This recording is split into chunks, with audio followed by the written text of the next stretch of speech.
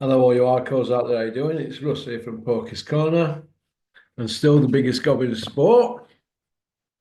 I say the things on here that other YouTubers don't say. That's why you're all tuned in. I'm just waiting for Peter to log in. It's all good stuff. Here we go. Here's legendary fight guru Peter DeFreitas. You all right, Pete?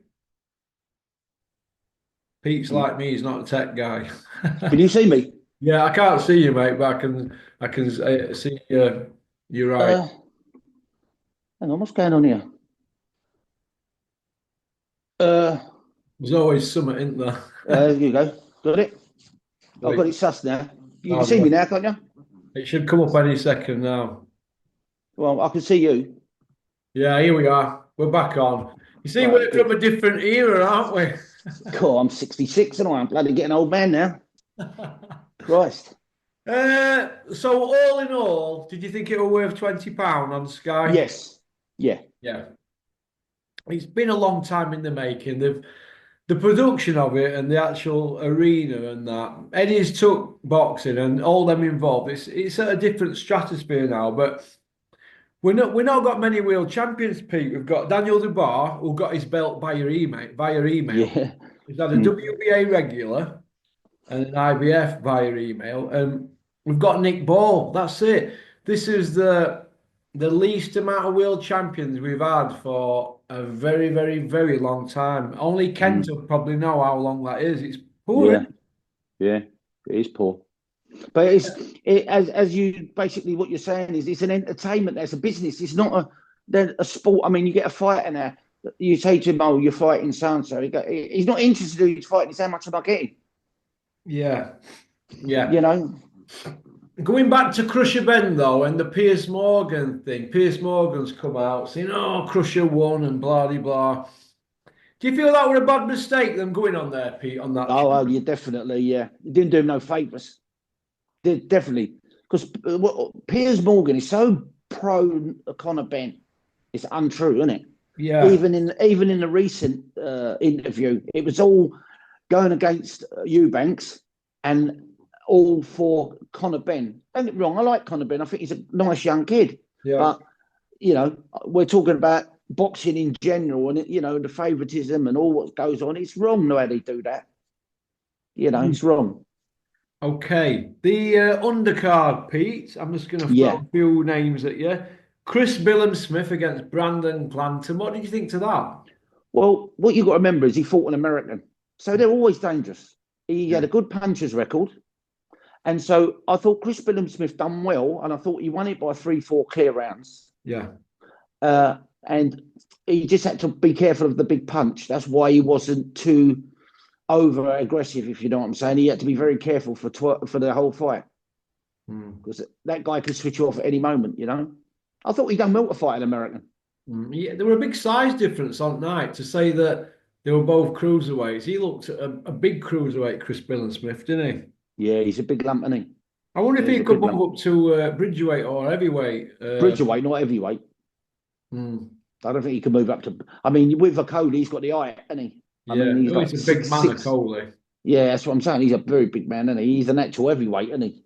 Yeah, yeah. Do you think that's why Lawrence Coley were holding on a lot when he were a cruiserweight because he struggled at the weight? Yeah, definite. Yeah. Yeah. Uh, well, Chris Billum Smith, he moves on to bigger and better things, doesn't he now then? Well, you'll get a chance, and I think they'll do their utmost to get Bado Jack in there because he's finished, isn't he? Yeah. He's shot now, Bado Jack. Do you feel that Glanton might fight Vidal Riley now? That'd be a good yardstick for Vidal, Terry was. Very good fight. Yeah, I never thought of that. That'd be a good fight, though. Yeah, Yeah. good yardstick because Americans are not idiots. They No. can fight Americans. You got to remember there's like 50 there are 50 Billum Smiths in every gym out there, aren't there? Oh, You know what I mean? yeah. Yeah. I don't think Billum Smith's, as Eddie always used to say or still says, is commercially viable. He doesn't seem to be one of them loudmouths, does he? Or No, he's a Mr. Nice guy, isn't he? Yeah, yeah. Yeah, he comes Mm. across as a nice kid. All right then. Vidal Riley, he beat Chevon Clark. What did you make of Mm. that? thought he'd started from the off where he wanted to win, and he didn't let Chev Clark get into any rhythm, didn't let him settle, just straight on him. He won't leave him alone, would he? No, it looked classy, looked good. Mm. You know, Virgil Hunter, a lot's been said about him. He's a former Ring Magazine trainer at year. He had Andre Ward from being a young kid in junior school, or whatever they call it over there. He's had Virgil Hunter's had Amir Khan. He got him smashed up. Never won anything. Angulo, he got smashed up. Bawatsy's just been beat. An Olympic bronze medalist. And Chevon Clark, he just got took to school. Do you think Virgil Hunter is a bit like Buddy McGirt, you know, dining out on past glories? Because Ward's been gone years, hasn't he? I think one thing you haven't took into consideration here, Russ, is it ain't really up to the trainer who the boy fights. It's up to the promoter and the managers. Yeah. So they're at fault. I can't blame Virgil Hunter. He can only do whatever he can in the gym. Yeah. You know, it's like, for instance, I know, for instance, Jimmy Tibbs had no say in who Nigel fought. It was down to me and the promoter. Do you see what I'm saying? Yeah. So you can't blame Jimmy if Nigel made a mistake or didn't win. Yeah. So I think Chev Clark took that fight through whoever has promoted him. Mm. Or managing. Or managing him, yeah. So I'll blame them, not the trainer, to be fair. Yeah. Okay. You know, to all trainers, not just Virgil Hunter, all trainers. They've got no say in the fights, really. Yeah. Yeah. Even Tony Sims, you know, he sits there and whatever Eddie Hearn says, he agrees with because he thinks he's doing the right thing for Conor. Yeah, I see where you're coming from with that, Pete. Anthony Yard. He's 34 next birthday. Do you think he might have missed the boat now? Big time. I'll tell you what, he was losing that fight. Do you think he was parked too long? Yeah, and he was losing that fight, and they threw that fight away on the other side, Lyndon Arthur. They threw that fight away. He could have won that. But the minute he started going on the ropes, and he stood on the ropes, I knew he was going to get beat. Yeah. Yard was just unloading on ropes on him, wasn't he? The last 4 or 5 rounds, that's what won it. Even his corner, Pat Barrett was going to him, do you fucking want this or not? You know what I mean? What are you doing standing on the ropes? He said, get back in the centre. He was obviously tired. Frustrated on the night after. He knew they'd lost, didn't he? Well, he's just done 8 weeks or whatever, 10 weeks training with him, getting the kid ready. And then in the second half, he didn't want it. Yeah. I don't know what happened. See what I mean? He might be struggling at the weight, Lyndon. Yeah, he's very tall, isn't he? Very big, yeah. I'd like to see him move up the cruiser and have a fight. Where does Yard go now? That's all down to Frank Warren, isn't it? I don't know if they've made up properly or not yet. That's down to Warren, isn't it? He can get him what he wants, really, can't it? Do you think that Anthony Yards took bad advice from them around him in the last couple of years? I do, but he stayed loyal to his trainer, and I respect him for that, for being loyal. Lion bars in the fridge. Yeah, they tried it with me and Nigel, you know, to split us up, and he stood loyal to me, and I respect him for that. You know what I mean? And the same with thing, but he reminds me of a smaller version of Dennis Andrews. You know, just forward all night long, punching, throwing punches, nothing else, no skill involved, just strength. Doesn't really excite me to watch him. I was excited about Yard a few years ago. When I look at his CV, though, he's either, apart from Lyndon Arthur, he's fought Cream Puffs, or he fought the 2 big killers, didn't he? Yeah. That's what I'm saying. Yeah. Kovalev and Betterby, but I know Lyndon Arthur beat him on points. Lyndon should have took that game planning from the first fight, and I think he did for half of the fight. Exactly, that's what I'm saying. He petered off, didn't he? Tailed off. Yeah, he sort of didn't want it. I don't know whether he swallowed it or, as you said earlier, he's dead at the weight. It's one of them 2 things, isn't it? Where does Yard go now, though? Will they give him a cream puff, or is he going to be Callum Smith, Bawatsy? He needs them sort of guys, really, doesn't he? Bawatsy beats him. Does he? I think so, yeah. I think Bawatsy beats him. I think Yard only hopes he gets them big punches in. I mean, he had to go into top gear Saturday night to get that win over. He was slipping away from him, that Lyndon Arthur fight. And he had to get, you know, I just think he ain't got the right people around him. He had loads of blokes around him there, you know, that he shouldn't have had, you know. Yeah. Just don't think it feels right for me, you know, the corner. Would you like to see Yard in with Callum Smith, Pete? Callum Smith beats him. Yeah, I think that as well. Yeah. Too well-rounded, isn't he, for him? Too Yeah. Well, experienced. if you've got boxing skills, you can beat him. It's been shown that you only have to be a boxer to beat him. You just got to watch his right hands, your body shots, because he throws big body shots, doesn't he? But he's quite easy to beat if you got, as I say, you got the right size ring. I mean, Saturday that ring was made for him. That wasn't made for Lyndon Arthur. No, no, it weren't, were it? No, it was all made for these punchers. You see. Okay, ladies and gentlemen, the Smiths, the Beatles of boxing. Liam Smith, as I've said for his last 6 fights, he's a fighter in decline like Josh Warrington and many others, like Dylan White, Chisora. They're still hanging around the sport though, but you think that's it for Liam now? I think that is it for him, and I think he'll probably this week you'll see somewhere that he'll announce his retirement. But why not fight when you're getting offered big money? You see what I'm saying? If you're getting decent money, you're not going to say no to it, are you? And I think now, as you said, he got well schooled. Not schooled, but he got well beat. Yeah, Got dropped as well with a body shot. He got dropped. He got well beat, probably every round.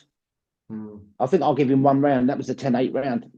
Yeah. Apart from that, he got beat every round. So he is finished, and they're not going to want to pay him that kind of money. He's going to want to train for 8 weeks and get in the ring with. Yeah. It's all down to the pound notes at the end of the day, isn't it? What did you think to Aaron McKenna though? Thought he looked class. Yeah, looked good. Him and Vidal Riley for me were class acts on night. Yeah, I think Aaron McKenna stole the show really skill-wise on the night, even though Riley come up from beating absolutely really nobodies, and then he jumped up to fight someone who's just fought for the European title. So he done well, Vidal Riley, really well. But Aaron McKenna looked really well schooled, didn't he? I mean, you're fighting, no matter what you say about Smith, he's a clever fighter. Yeah. But he was switching southpaw, orthodox, and he was done well, Aaron McKenna. So he looked good, but he's not a puncher for me. It was sad to see that, William Smith. It always bothers me that I see fighters when I just know that the goose has cooked and they're being wheeled out, and when you get somebody like Eddie saying, "Well, look what he's done in the past," and last thing he loses your punch and your power, and all that, and I just think I don't believe that anyway. I don't believe that. That's the last thing you lose. You lose your will to want to train, and you lose your will to really fight. You look at the size of the check. You know what I mean? That's what they jump in for. Yeah. I mean, I remember him saying that about Nigel Benn when he fought Steve Collins. Were you his manager then? Yeah, I was in the corner. I stopped the fight. The second one? Fight. It was me that stopped it. Yeah. I called the referee over and said, no more. That's it. And I told Nigel in the 5th round, if you don't start throwing some punches back and getting your hands up, you're getting too much in the head. So I stopped the fight. I called the referee over. After the 6th round, I called him over and said, no more. What did Nigel say when you said that? I was right. And then the public screamed at me, going, "Oh, DeFreitas, you cunt," and all this. And the next morning, Nigel done a big double spread in the Sun, and it said, £250 ringside seat don't give you the right to see me in a wheelchair, which is correct. Yeah. Yeah, he would. Do you think if Nigel's style were explosive, and that's why he retired at a young age? Because he didn't have it anymore. But also, Nigel could box. People say, "Oh, Nigel's not a boxer." He won the ABAs. You got to be a good boxer to win the ABAs. You know what I'm saying? Yeah. You don't win a senior ABA unless you can box. Yeah, I seen him. I remember watching a fight. I forgot which one it were, and I thought he can really box him. I'm not sure if it was the Nardiello one or Nicky Gent. He boxed Lou Gent, didn't he? Oh yeah. He put him down 4 times, Lou Gent. But I tell you, the best fight for me was probably the Nicky Piper fight. Yeah, that's the one he boxed in it. Yeah, he was tough him. He was like heavyweight, wasn't he? Yeah, and he fought a cruiser. He come down from light heavy, then to Nigel at 168, and he looked good. Nigel said to me after the weigh-in, he said, "He looks good, Pete. Looks really well." He said, "I'm going to have to work his body. He's good tonight." And it took him 11 rounds to stop him. Stop Piper, yeah. To chop 11 rounds. Him down, didn't he? Yeah, took him 11 rounds, but yeah, beat his body up. Okay. Yeah. A lot of people saying that Lawrence Okolie is not getting his flowers. He's WBC #1, but he's not in any conversations. And Joe Gallagher can't even get him a takeover fight because they're all heavyweights. are knocking it back at the moment. UK heavyweights don't want to fight a Coley, but yet we've got UK heavyweights, certain heavyweights, that are saying they want to be world champions. If you beat Lawrence Coley, who's WBC #1, you get to Usyk, don't you? Yeah. But Well, you get on nobody the list. seems to Yeah. want to be getting in the ring with Lawrence Coley. Is that because he's icing people? Personally, I'm not a great lover of a Coley, to be honest with you, and I don't think he looks a good heavyweight. I think he looks out of shape. I think he just lumped a load of weight on personally. He's got a Yeah. big punch. He's got a fair punch on him. But I'm not a lover of a Cody, to be honest with you. He doesn't excite me. You know, that new kid coming up, Matuma, he excites me. You know, I mean, I would have thought someone like what's his name, the one who keeps getting tested for drugs over in Portugal. What's his name? Dylan White. Yeah, I would have thought he would have took the Cody fight. You know. Well, if Dylan wants to be a world champion, you beat a Coley, you get upset. Well, he would get straight in the ranking straight away, and that's a fight Usyk probably would take because it's an easy fight for him, isn't it? Huey says that the Dylan White fight's in talks, but Dylan White and his team, that Jeffrey, the lawyer advisor guy, they said it's first they've heard of it. What do you make of that? As first I've heard of it, because I'm sure Dylan White wouldn't want to fight Huey. He wouldn't beat Huey, would he? I think he would just lean back and jab him all night. Yeah. Well, Huey said that on Talksport. He said we're in talks to fight Dylan White, but Dylan White. I don't believe that. Who wants to fight Huey Fury? No one really. He's not been down on floor, Huey. He's an hard night's work, isn't he? Oh, yeah, exactly. That's what I'm saying. Who wants to fight him? It's not because he ain't no good. It's because he's so bloody awkward, like Tyson. They fight similar, don't they? They've got the same style. Derek Chisora, he's 42 in a few months. He's still in the mix. Where do you see Derek going now? Well, it ain't Dubois now. We know that. Yeah. So who's it going to be? He's taking it in July. Dubois. Yeah, exactly. So they knew that. So I think they're going to dig someone up for him, aren't they? Yeah. It could be Dillian White. Well, that'd be a good fight, wouldn't it? A third. Yeah, that's why he could be that. He could be Dillian White because he's got to have somebody that's going to come to him. Could have a combined age of 80 if they fight. Yeah. Well, he ain't going to want somebody that's going to want to move around the ring, is he? No. I'm wondering if Dylan's really spent and he's just hovering around for crumbs and crusts. Yeah, he's spent. Yeah. Dillian is spent. I agree with you totally. He's spent. Yeah. He's not the same fighter he was. Yeah. Okay. Mark Tibbs is out there in Fuerteventura with Johnny Fisher, aka Elmer Fudd. The White Rhino's doing pundit work. He's running around left, right, and centre, YouTubing and interviews. And do you think that they're playing it safe, Tibbs, as we Elmer, and that the Rhino's falling for it? I'll be honest with you. I think you'll see a different Elmer Fudd this time. I think he stops the Rhino. I think either the Rhino will quit or he'll stop him because he'll have the crowd behind him as well this time. Yeah. Horsecock says he rung Eubank Senior up and asked him to come and turn up on the night. What do you think to that? He probably did, but whether he answered the phone's another thing, isn't it? You know? Left a message. He might have rang him and got through to his answer phone. Imagine how many calls he got that day. Hey? God, he probably turned it off. Yeah. Kell Brook's 40 in a couple of months. He's put his Senate mix to fight Crusher. Could you see that? He would for 5 or 6 million, wouldn't he? Yeah, he would, wouldn't he? They were there ringside, weren't they? Hovering around for crumbs and crusts. Yeah.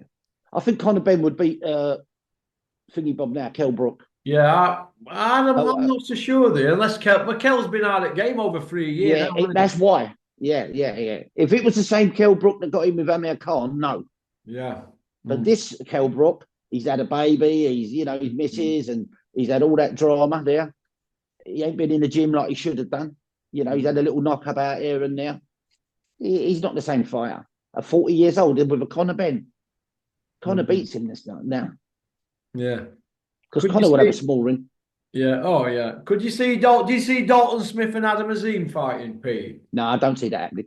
Not to Shane McGuigan says that it's got to be built up. Yeah, until they're both world champions and it comes for an undisputed or something like that. Yeah. And I think Dalton Smith, it's too hard for him. But Yeah, that depends on the ring size again. For me, if the bigger the ring, the more I fancy Azim. The smaller the ring, the more I fancy Dalton Smith. yeah. Plays a big part, the ring. Pardon? The ring plays a big size in a fight, Yeah, it depending on the does. Yeah, fighter. every promoter's looking for an advantage with rings. Of course, yeah. Clubs. Yeah. Plays a big part. Bricktop turned up 3 hours into the show and there were no seat for him. Did you I see? know. Funny, wasn't it? Hey? Funny, wasn't it? You call I it couldn't stop turkey. It all laughing. looked a bit frosty, didn't it? Yeah, and I heard him. I watched Turkey, and he was going to him, sort of doing this, like to him, go over there somewhere. I'm talking over here, as if to say, fucking go and sit down. So find a seat. It's not down to me. Do you know what I mean? He had a face like thunder, didn't he? Bricktop, old stone face. Yeah. Yeah. Oh, that was funny. I thought that was funny. See, Turkey only puts the money up. He leaves it to everybody else to do the organisation. It's just his name on the lights. You know what I mean? I saw that article by Roberto Duran, and he said that he went to the toilet at that one of them shows. He come back and there were no seats, and he stormed off, didn't he, Duran? Oh, did he? Yeah, that were a show in UK. So I'm starting to wonder if there's the people that are sorting out this seating arrangements at shows know what they're doing. But getting back to Bricktop, he must have really thought he were in with Turkey and they were going to partner up on that. And it looks to me from outside looking in, and this is just my opinion, that he's weighed them all up, Turkey, and he's thought, Eddie's not for me.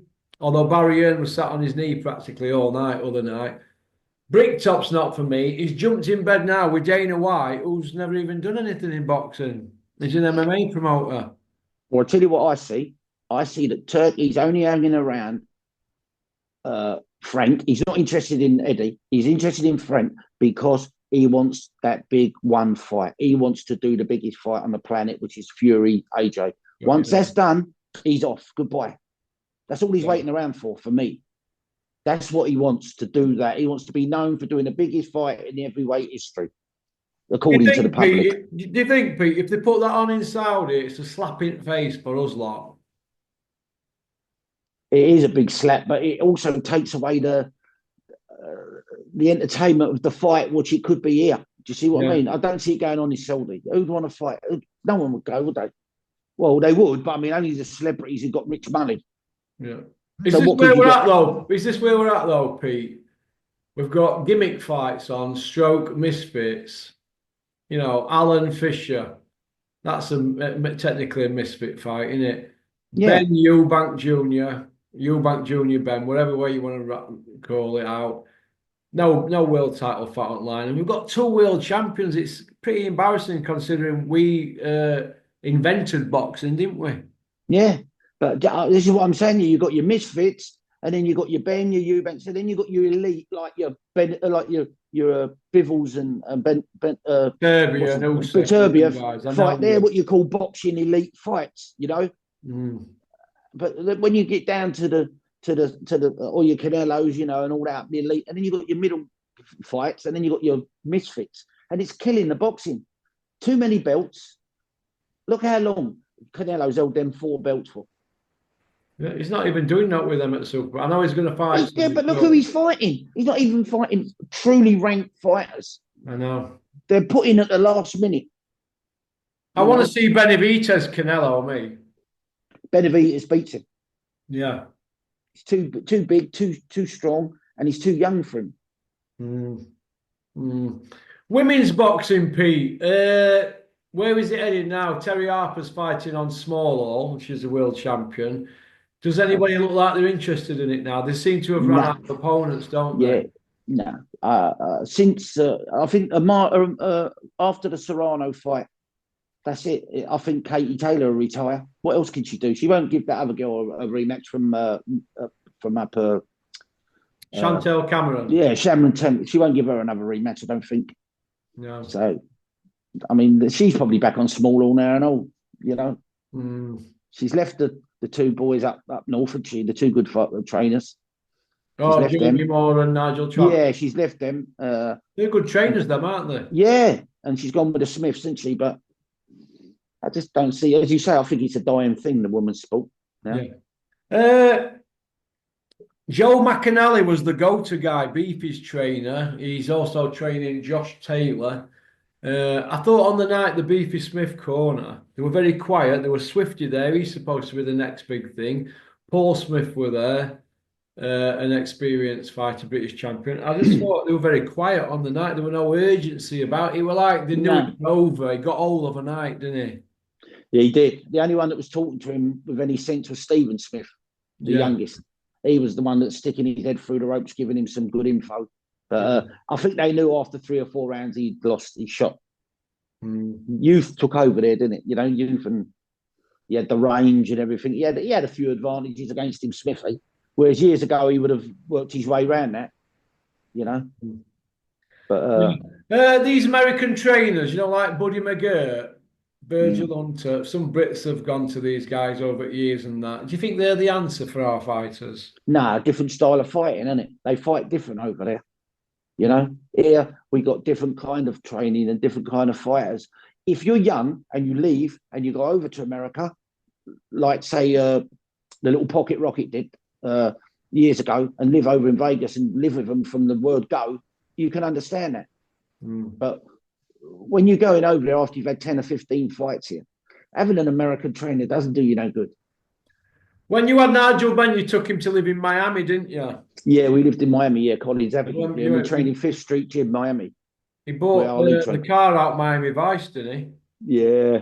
Oh, that was funny. That was, yeah. It was I'm looking online and I've looked at interviews. I've done my research here. Nigel said the hardest fight he ever had in America, it weren't Doug DeWitt and Barkley, it was Sanderline Williams. Yeah, it was, yeah. And James Toney said in his whole career, everybody he's fought, and he fought everybody, didn't he? Toney, yeah, Hall of Famer. He said his hardest night was Sanderline Williams, but Eubank, Barry Hearn made that fight for Eubank, and then they cancelled it, didn't they? Yeah, that's right. And then Nigel took the fight. Yeah. Barry Hearn rang up Ambrose Mendy, who was with him at the time. I wasn't there at the time. And he rang him up and said, do you want that fight? And Nigel said, yeah, I'll take it. And he took it, and he beat him on points. We were a hard night. Really hard night. Yeah. Very hard night, yeah. Is he out at boxing now, Ambrose Mendy? No, he's out of boxing, but what he is, he acts as he tries to be an agent for the Black Society of Boxing over in South London. Like he was at that Michael Watson walk the other day. I don't know if you saw with Eubank there. Well, Ambrose was there offering. You know, that's what he does. He just offers around, sees where he can nick a pound note. Well, he were an advisor for James DeGale at that part of his career, wasn't he? Yeah, but what he does, I told you what he does. He's very smart at what he does. He just says, look, if I can get you some work, would you give me 10%? And obviously they go, yeah, of course. So then what he does is he goes and advertises that he's their agent. Yeah, is that why he's not? He's just said, oh, if I'll get you some work, will you give me 10% or 20%? And they go, yeah, of course. But then he then goes and says, that's what he done to about 20 of them. And then he said he's got the black pack. But that's how he built it up. He didn't have no contracts. Yeah.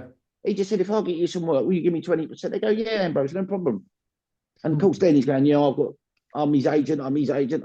He had no contract with Nigel Benn. Yeah. So Nigel fucked him off. Yeah. Okay. We'll finish off on this.